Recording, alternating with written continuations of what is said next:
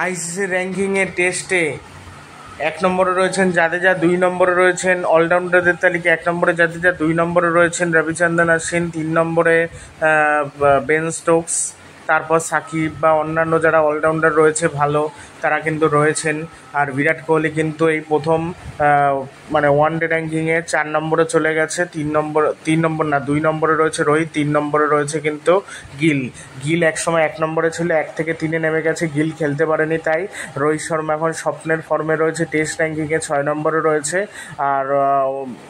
আর one day র্যাঙ্কিংয়ে কিন্তু 2 নম্বরে উঠে এসছে দারুণ ব্যাটিং করার জন্য শ্রীলঙ্কার বিপক্ষে। আরও ভালো ব্যাটিং করতে পারলে হয়তো বড়দামকেও ছাড়াতে পারবে যদি এরপরে, তবে ওয়ানডে ম্যাচ নেই, 2-এ শেষ করেছে এই বছর। এখন শুধু টেস্ট ম্যাচ হবে, টেস্টে বিরাট কোহলির আরও উপরে উঠতে হবে।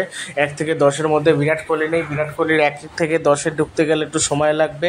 1 নম্বরে টেস্ট র্যাঙ্কিংয়ে 1 নম্বরে রয়েছে কিন্তু ওই রুট, তারপর উইলিয়ামসন, স্টিভ স্মিথ এরা রয়েছে। স্টিভ স্মিথ অনেকটাই নিচে নেমে গেছে। মান্নাস লাবুসানা রয়েছে 1 নম্বরে।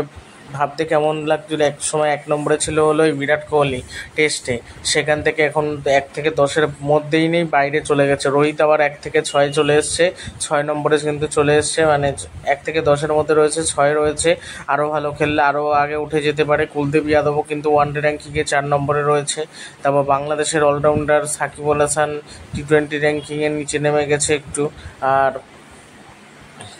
শুভমান গিল বললাম তো কোন পজিশনে রয়েছে, টি-20তে অনেকটা নিচে রয়েছে, 45 না 46 নম্বরে দেখছিলাম, অনেকটাই পিছনে রয়েছে। শ্রেয়াস আয়ার ওয়ানডে র্যাঙ্কিংয়ে 1 থেকে 10-এর মধ্যে নেই, 1 থেকে 10-এর বাইরে রয়েছে। সেটাই, মানে এই র্যাঙ্কিং হলো এমন একটা ব্যাপার, মানে কিছুদিন যদি একটা প্লেয়ার না খেলে তার রেটিং কিন্তু কমতে থাকে, কমে সে নিচের দিকে চলে যায়, অন্য প্লেয়াররাও কিন্তু ওপরে উঠে আসে, সেটাই হলো ব্যাপার। আর যদি সে না খেলতে পারে সেক্ষেত্রেও মাইনাসে যায়, না খেললেও তাই। আর যদি একমাত্র খেলে পারফর্ম করে তাহলে কিন্তু আর হয় না এরকম। কেএল রাহুল অনেকটা পিছনে চলে গেছে, কেএল রাহুল তো চান্সই পায়নি। বাংলাদেশ সফরে কিন্তু শামি খেলবে, জসপ্রীত বুমরা রেস্টে থাকবে, সেটাই শোনা যাচ্ছে। ভিডিওটি ভালো লাগলে চ্যানেলটি সাবস্ক্রাইব করবেন এবং ভিডিওটি শেয়ার করতে বলবেন না।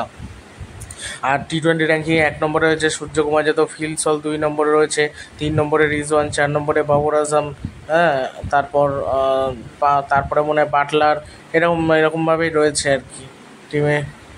আর হার্দিক পান্ডে 1 নম্বর অলরাউন্ডার হয়ে রয়েছে, এবং মোহাম্মদ নবী রয়েছে, মোহাম্মদ নাবি আফগানিস্তানের অলরাউন্ডার, সেও রয়েছে।